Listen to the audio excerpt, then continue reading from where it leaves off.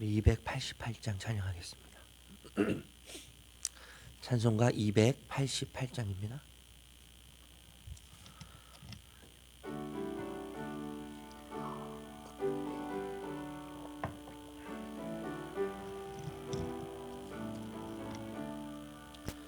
예수를 나의 구주 삼고 성령과 피로써 거듭나니 이 세상에서 내 영혼이 하늘의 영광 누리도다. 이것이 나의 간증이요 이것이 나의 찬송일세. 나 사는 동안 끊임없이 구주를 찬송하리로다. 온전히 주께 맡긴 내 영 사랑의 음성을 듣는 중에 천사들 왕래하는 곳과 하늘의 영광 보리로다. 이것이 나의 간증이요 이것이 나의 찬송일세. 나 사는 동안 끊임없이 구주를 찬송하리로다. 기쁨 누림 마음의 풍랑이 잔잔하니 세상과 나는 간 것 없고 세상과 나는 간 것 없고 구속한 주만 보이도다. 이것이 나의 간증이요 이것이 나의 찬송일세. 나 사는 동안 끊임없이 구주를 찬송. 3절 다시 한번 찬양하겠습니다.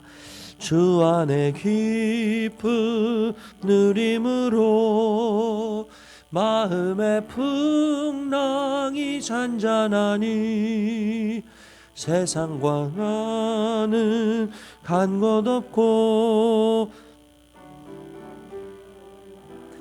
보이도다. 이것이 나의 간증이요 찬송일세. 끊임없이 구주를 찬송. 이것이 나의 간증이요 이것이 나의 간증이요 이것이 나의 찬송일세. 동안 끊임없이 구주를 찬송하리로다.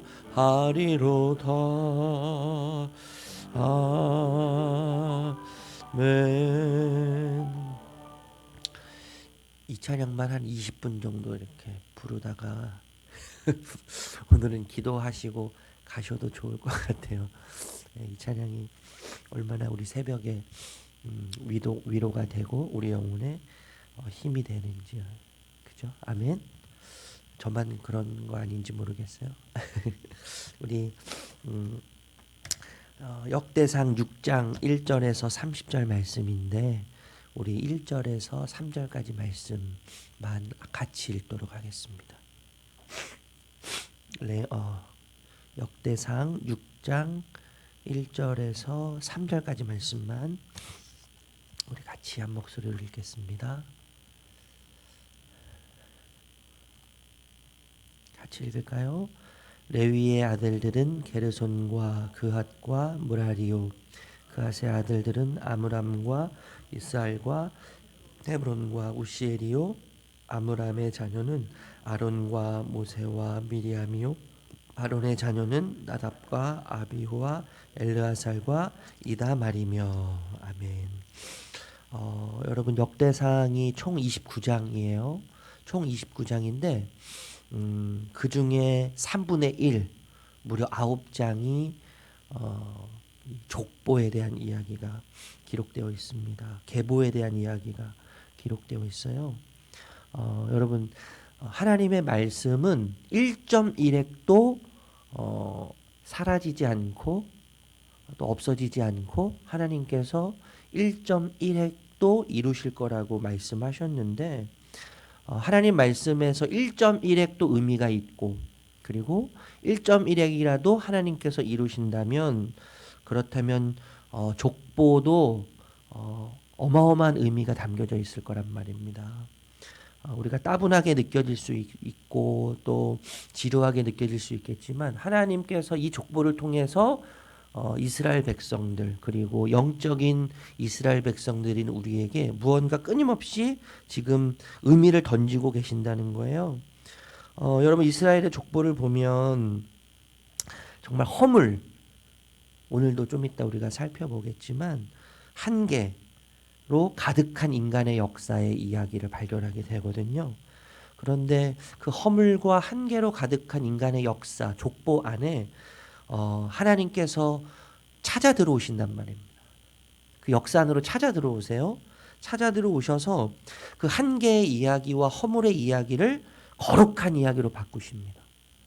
거룩한 이야기가 되게 하시고 그리고 아름다운 이야기가 되도록 인간의 역사 안으로 들어오셔서 인간 우리들과 함께 하신다는 거예요. 그러니까 여러분 우리들의 모든 이야기가 예수 그리스도를 통해서 우리가 예수 그리스도를 믿는 그 순간 예수 그리스도의 이야기가 우리의 이야기가 되는 거예요. 그러니까 우리가 그렇게 수치스럽게 여겼던 이야기, 우리가 그렇게 부끄럽게 여겼던 허물 많은 이야기, 한계밖에 남기지 못할 것 같은 우리 삶의 수많은 그 스토리들이 예수 그리스도를 통해서 예수 그리스도를 믿는 순간 예수 그리스도가 내 안에 들어와서 내 삶의 주인이 되시는 순간 거룩한 이야기가 되는 거예요. 예수님 때문에요. 아름다운 이야기가 되는 것이죠. 여러분 이 70년 바벨론 포로 기한 이후에 이제 이스라엘 백성들이 고향으로 돌아옵니다. 그 고향에 돌아와 보니까 모든 것이 다 이제 폐허가 됐어요. 모든 것이 다 폐허가 되고 자신들이 살았던 땅에는 외국인들이 지금 거주하고 있습니다. 기한 이후에 직면한 정신적인 배고픔, 정신적인 굶주림, 그리고 정신적인 결핍을 직면할 수밖에 없었겠죠. 민족적인 뿌리, 그리고 정신적인 뿌리에 대한 결핍으로 인해서 이스라엘 백성들은 무지무지 혼란스러웠을 거라는 생각이 들어요. 그렇기 때문에 민족적 뿌리와 또 정신적 재무장이 필요했을 거란 말입니다. 그래서 이제 이 역대상 하 마찬가지죠. 이것을 기록한 기록자가 지은이가 정신의 어떤 차원에서 교육의 차원에서 어떻게 정신적인 교육을 시킬까 고민하다가 이제 족보를 기록하게 되는 거예요. 이 족보를 통해서 이스라엘의 운명 공동체, 이스라엘의 운명 공동체를 확인시켜 준다는 것이죠.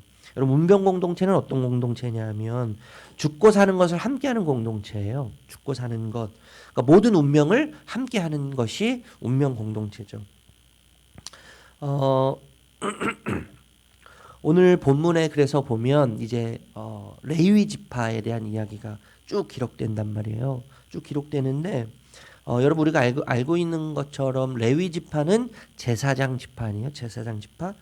제사장 지파에 대한 이야기가 쭉 있는데 유다 지파 이야기가 가장 길어요. 족보를 보시면 유다 지파가 무려 세 장에 걸쳐서 유다 지파의 그 족보 이야기가 지속되는데 오늘 레위 지파는 한 장이지만 그렇지만 무려 80절이 넘는 이야기를 통해서 지금 이 레위 지파에 대해서 제사장에 대한 족보의 이야기를 하고 있는 것을 우리가 이제 발견하게 되는 거예요. 여러분 이스라엘 백성들의 그 운명 공동체에서 중요한 상징적인 표현들이 있잖아요. 제사, 그 다음에 성전, 그리고 또 뭐가 있어요? 제사장. 이 여러 요런 다른 단어들이 이스라엘 백성들의 그 운명 공동체에 대한 특징을 잘 드러내는 단어들이거든요. 그래서 오늘 이 말씀을 보면, 오늘 본문을 좀 보면 1절에서 15절에 보면은 레위의 아들들 중에서 제사장의 이 직분이 승계되는 둘째 아들의 이야기가 이제 1절에서 15절 족보 이야기가 기록된단 말이에요. 기록되고 그리고 16절에서 30절은 레위의 이 세 아들에 대한 족보의 이야기가 있는데 이 세 아들의 족보의 이야기 안에 1절에서 15절에 언급된 이 그앗의 자손들, 레위의 둘째 아들인 그앗의 자손들의 이야기가 다시 한번 기록됨으로써 강조하는 것이죠. 이스라엘 공동체의 운명 공동체로서의 정체성, 그리고 이스라엘 백성들이 운명 공동체로서의 정신적인 무장을 하기 위한 다시 한번 이 그앗의 자손들을 강조함으로 정신적인 무장을 지금 시키고 있는 거예요. 여러분 이 족보의 이야기가요. 마태복음으로 이제 내려오잖아요. 족보 이야기가 마태복음으로 내려와서 예수 그리스도께 이어져요. 예수 그리스도께 이어져서 오늘날 우리에게까지 이어지죠. 이 영적인 계보가 이렇게 우리에게까지 연결이 되는데, 그러니까 우리도 예수 운명 공동체 안에 지금 포함되어 있다는 것입니다. 예수 공동체, 예수와 함께 죽고 예수와 함께 사는 예수 운명 공동체 안에 우리가 지금 소속되어 있는 거예요. 예수님과 함께 운명을 같이 하고, 그리고 예수님과 함께 생사고락을 같이 하는 공동체의 일원이 되었어요, 우리가요. 그런데 여러분, 예수 중심, 하나님 중심의 운명 공동체의 특징을 보면 가입 조건이 있죠. 가입 조건. 뭐 보험에도 보니까 가입 조건이 있잖아요. 예수 운명 공동체의 가입 조건을 보니까 노스펙이에요. 노스펙. 스펙이 없어요. 네. 조건이 없어요. 스펙에 대한 조건이 없어요. 노 라이센스예요. 네. 라이센스에 대한 조건이 없는 것이 이 운명 공동체, 예수 그리스도 중심의 운명 공동체의 특징인 거예요. 그것을 어떻게 할 수 있어요? 3절 말씀을 볼까요? 3절 말씀 한번 읽어보겠습니다. 시작. 아므람의 자녀는 나답과 아비후와 엘르아살과 이다말이며, 제가 시작하면서 말씀드렸지만 여러분 이스라엘의 이 계보와 족보 안에는 정말 많은 허물이 있고 한계가 있어요. 그런데 이 족보 안에 이 계보 안에 참 수치스러운 이야기가 가득하거든요. 그 수치스러운 이야기들 중에 나답과 아비후가 있습니다. 나답과 아비후. 이 나답과 아비후는 여러분 우리가 잘 알고 있는 이야기잖아요. 여호와가 명령하시지 않은 각기 다른 불로 제사를 드려서 여호와 앞에서 불이 나왔어요. 불이 나와서 나답과 아비후가 어떻게 돼요? 네, 죽음을 당하지 않습니까? 죽임을 당하는데, 여기 다른 불이라고 했을 때 원어를 보면은요, 히브리어를 보면 어떤 의미가 있냐 하면 간음이라는 의미가 있어요. 간음. 그러니까 다른 신에게 다른 신을 숭배하고 다른 신을 제사했던 불을 가지고 영적인 간음을 저지르는 거죠. 더럽고 또 추한 다른 이방신을 섬긴 불을 가지고 와서 여호와를 자기 마음대로 섬기기 시작했다는 거. 이게 무슨 말이에요, 여러분? 하나님을 다른 이방신처럼 여겼다는 거죠. 하나님을 다른 이방신처럼 그런 여러 신들 중에 하나로 섬기기 시작했다는 거예요. 그래서 다른 불, 영적인 간음의 마음을 품고 이방신을 섬겼던 그 불로 하나님을 이방신을 섬기듯이 섬겼다는 것이죠. 여러분 이방신을 섬기는 궁극적인 이유는 뭐예요? 그 신을 사랑하고 그 신을 섬기기 위한 것이 아니라 궁극적인 이방인을 섬기는 목적은 자기 사랑이죠. 자기예요, 자기예. 나를 사랑하고 나를 위해서 섬기는 행위가 이방신에 대한 모든 행위 속에 사실 담겨져 있다고 이야기할 수 있는 거예요. 그런 나답과 아비후가 지금 이 족보 이야기 안에 들어가 있어요. 두 번째 22절 말씀 읽어볼까요? 22절. 22절 읽어보겠습니다. 시작. 그아색에서 난 자는 곧 그 아들은 암미나답이요 그의 아들은 고라요 그의 아들은 아시리요. 이렇게 이야기해요. 여러분, 암미나답의 아들 고라도 참 우리가 많은 이야기를 들어서 알고 있습니다. 반역죄를 저질렀잖아요. 사회의 공공질서를 파괴했죠. 성전의 봉사자들 250명을 모아요. 성전에 허드렛 일, 자신들이 볼 때 성전을 섬겼던 일들이 허드렛 일로 여겼죠. 하나님께서는 왜 자기에게는 또 자기 민족에게는 지파에게는 허드렛 일을 맡기시고 또 모세와 같은 사람들에게는 제사장의 역할을 하게 하셨는지 거기에 대한 불만을 품고 반란을 일으키지 않습니까? 네, 반란을 일으켜요. 그래서 어떤 일이 벌어져요? 이들의 결론이 뭐예요? 땅이 갈라져 가지고 이들을 삼켜요. 그리고 나머지 250명은 불에 타서 죽잖아요. 불에 타서 죽는데 이들의 이야기가 고스란히 이 족보의 이야기에 담겨져 있어요. 예. 나답과 아비후, 다른 불로 여호와를 섬겼던, 여호와를 다른 이방신처럼 여겼던 아주 가증스러운 인간들, 이 인간들의 이야기가 담겨져 있고 사회 공공질서를 파괴했던, 비교하면서 다른 누군가와 비교하면서 열등감에 빠져서 그 열등감에 반응한 고라의 이야기가 그대로 담겨져 있어요. 여러분, 이런 자들이 하나님의 운명 공동체에 소속되어 있다니 참 어떻게 보면 이해 안 되는 이야기라고 할 수 있겠죠. 여러분, 운명 공동체, 하나님의 운명 공동체의 가입 조건은 노스펙이에요. 노스펙. 그리고 노 라이센스예요. 예. 여러분, 하나님께 소속될 수 있다는 이 놀라운 은혜가 아무런 자격이 없고 조건이 없고 거저 그냥 받아들여진다는 이 사실이 얼마나 여러분 우리에게 위로가 됩니까? 얼마나 많은 위로가 돼요.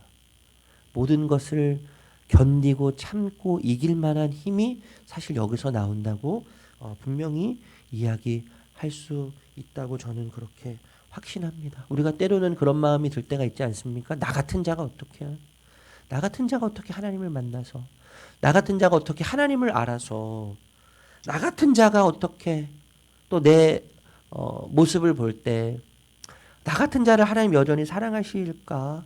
여전히 하나님이 나를 받으실까? 라고 하는 의구심이 들 때가 분명히 있거든요. 저도 그럴 때가 참 많아요. 여전히 제 속에 빠져있는, 여전히 연약한 제 자신을 볼 때 하나님이 여전히 나를 그래도 사랑하실까? 나 같은 자를 어떻게 받으실까?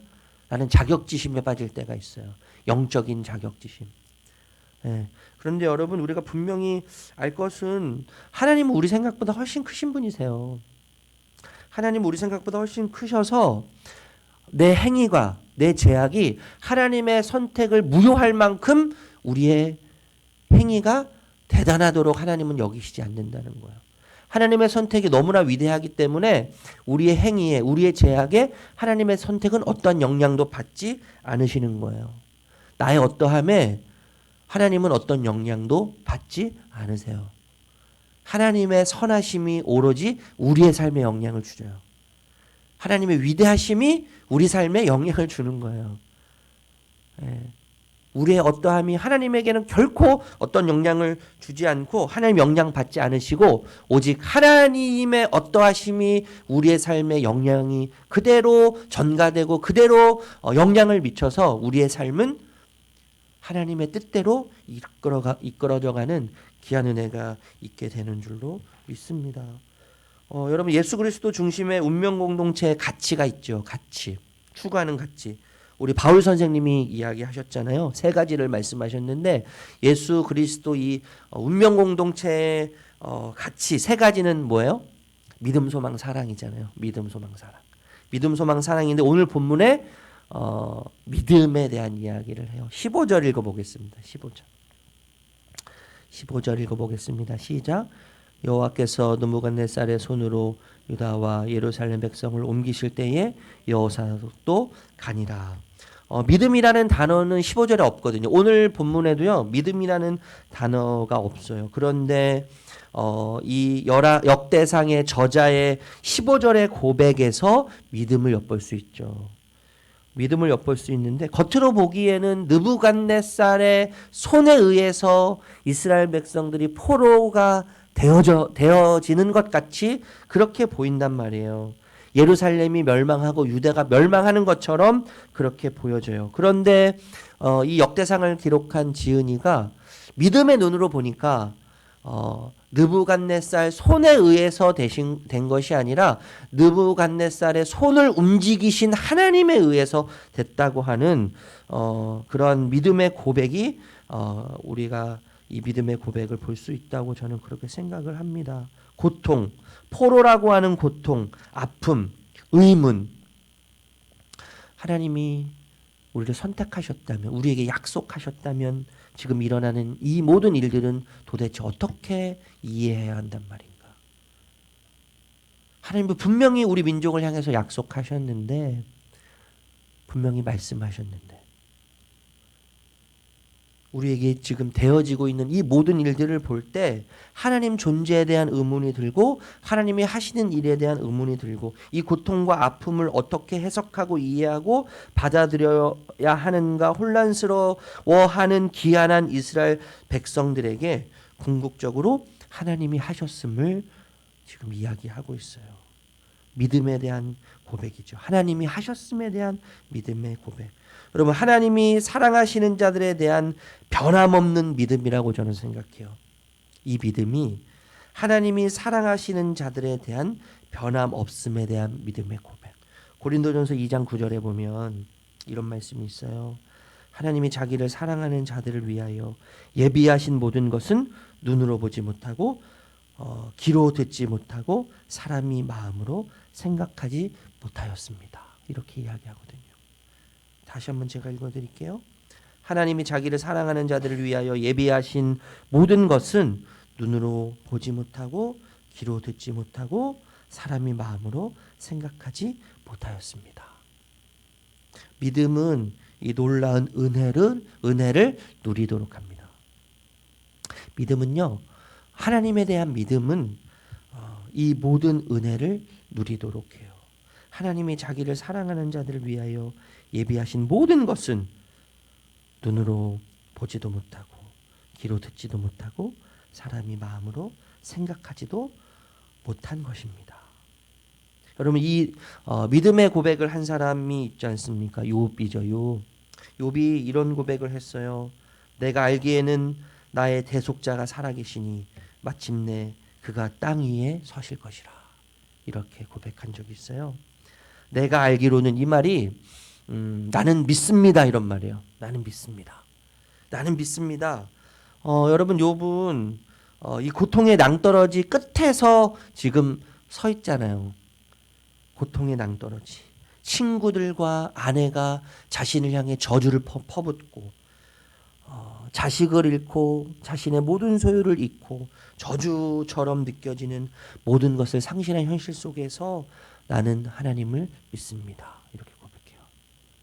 나는 하나님을 믿습니다. 여러분, 이 고백은요, 욥의 몸부림이 담겨져 있죠. 욥의 몸부림. 이 짧은 믿음의 고백 속에 나는 하나님을 믿습니다. 사랑하는 아내가 하나님을 저주하고 죽으라고 이야기해요. 당신이 믿는 하나님을 저주하고 차라리 죽는 게 낫겠습니다. 친구들이 찾아와서 너의 죄를 빨리 회개하고 이 저주로부터 벗어나라고 이야기해요. 근데 자신이 아무리 찾아봐도 죄가 없단 말이죠. 그런데 그 속에서 지금 나는 믿습니다 이렇게 고백을 하는데 이 짧은 고백 속에는요, 이 욥의 과거와 현재와 미래가 담겨져 있는 거예요. 욥의 과거와 현재와 미래가 담겨져 있는데 삶의 무게를 실어서 고백하는 거예요. 삶의 무게를 실어서. 전적으로 하나님 존재에 대한 신뢰. 그리고 사도신경에 어떻게 시작하죠? 사도신경이요? 전능하사 천지를 만드신 하나님을 내가 믿사오며. 근데 이제 라틴어에 보면 어떻게 시작하면요, 나는 하나님을 믿습니다 이렇게 시작해요. 하나님이 천지를 창조하셨기 때문에 믿는 것이 아니고 하나님의 존재 자체를 믿는 거예요. 하나님의 존재 자체. 그냥 하나님이시기 때문에 믿는 거예요. 욥의 고백이 그런 거예요. 하나님이 나를 이 고통 속에서 건져내 주실 거라고 하는 믿음도 물론 있었겠지만 그것을 초월해서 하나님의 존재에 대한 믿음의 고백. 나는 하나님을 믿습니다. 그래서 여러분, 믿음은 내 삶의 온갖 물음, 믿음은요, 내 삶에 주어지는 온갖 물음과 회의와 실패와 절망에 대한 대답이 될 수 있다고 저는 그렇게 확신합니다. 믿음은요, 내 삶에 주어지는 온갖 물음, 회의, 실패, 절망에 대한 대답이고 대안이 될 수 있는 거예요. 내 삶의 무게와 운명과 미래를 하나님께 맡기는 믿음, 하나님이 하나님 되심, 그 하나님 존재에 대한 믿음과 신뢰와 확신 속에서 나는 하나님을 믿습니다. 나는 하나님을 믿습니다. 우리의 삶의 무게를 실어서 우리의 과거와 현재와 미래를 주님께, 주님의 존재를 신뢰함으로 맡길 때, 또 내어드릴 때 사랑하시는 자들에 대한 변함없이 일하시는 하나님, 하나님이 자기를 사랑하는 자들을 위하여 예비하신 모든 것은 눈으로 보지 못하고 귀로 듣지 못하고 사람의 마음으로 생각하지도 못하였습니다 라고 하는 이 놀라운 약속의 말씀이 우리 삶을 통해서 아름답게 이루어져 가는 은혜를 경험하게 될 줄로 믿습니다. 이 은혜 가운데 오늘 하루를, 남은 일주일을 걸어가시는 저와 여러분들 되시기를 주님의 이름으로 축복합니다. 기도하겠습니다.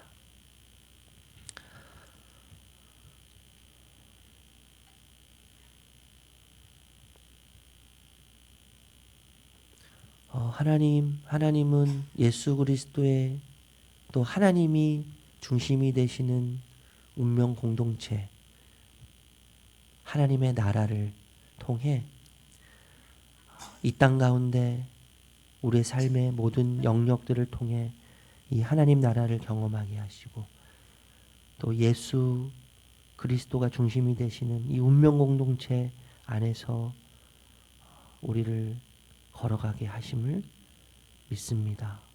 하나님, 이 운명 공동체 안에서 이 운명 공동체를 끝까지 걸어가게 하시며, 또 이 운명 공동체 안에서 일원이 되게 하셔서 예수가 살고 내가 예수와 함께 어떻게 사는지를 말씀하시며, 그 안에서 참된 이 운명 공동체의 가치를 누리며 하나님과 깊은 사귐을 통해 하나님 우리를 이끌어 가시며, 또 동행하시는 은혜가 어떤 것인지를 하나님 오늘도 또 남은 일주일도 깨달아 알게 하실 것을 믿습니다. 하나님, 오늘 이 말씀을 통해 다시 한번 믿음을 생각하게 됩니다. 우리가 감히 헤아릴 수 없고 이해할 수 없는 고통과 아픔과 또 포로와 같은 매임 속에서 혼란스러워할 수밖에 없겠지만, 그 수많은 의문 속에서 하나님이 하셨음을 믿고 하나님 존재에 대한 신뢰와 믿음 속에서 그 믿음의 고백 가운데 하나님이 약속하신 사랑하시는 자들에 대한 하나님의 놀라운 일하심의 은혜를 누리는 복된 하루가 되도록, 또 일주일이 되도록, 우리의 삶이 되도록 그 공동체의 일원이 되어서 그 길을 거룩한 자로 걸어갈 수 있도록 주님 함께해 주시기를 원합니다. 하나님, 이 고백, 내가 하나님을 믿습니다, 이 믿음의 고백 가운데 하나님 날마다 몸부림치는 은혜가 있게 하시고, 우리의 과거와 현재와 미래를 담고 삶의 무게를 담아서 이 아름다운 믿음의 고백으로 주님을 즐거워하는 자들로 우리를 늘 인도하여 주시옵소서. 예수님의 이름으로 기도합니다. 아멘. 하늘에 계신 우리 아버지여, 이름이 거룩히 여김을 받으시오며 늘 뜻이 나라의 마옵시며 뜻이 하늘에서 이루어진 것 같이 땅에서도 이루어지이다. 오늘날 우리에게 일용할 양식을 주옵시고 우리가 우리에게 죄진 자를 사하여 준 것 같이 우리들을 사하여 주옵시고 우리를 시험에 들게 하지 마옵시고 다만 악에서 구하옵소서. 대개의 나라와 권세와 영광이 아버지께 영원히 있사옵나이다. 아멘. 여러분 말씀을 생각하면서 기도하시고요. 개인 기도 제목 또 하나님께 올려드리시면서 기도하시고 오늘 특별히 우리 교회 중직자분들 위해서 또 일꾼들을 위해서 우리 담임 목사님과 우리 장로님들 또 우리 목회기획팀 리더분들 목자분들 우리 교육자분들 위해서 함께 기도해 주시기를 부탁드립니다. 우리 또 자유롭게 기도하시도록 하겠습니다.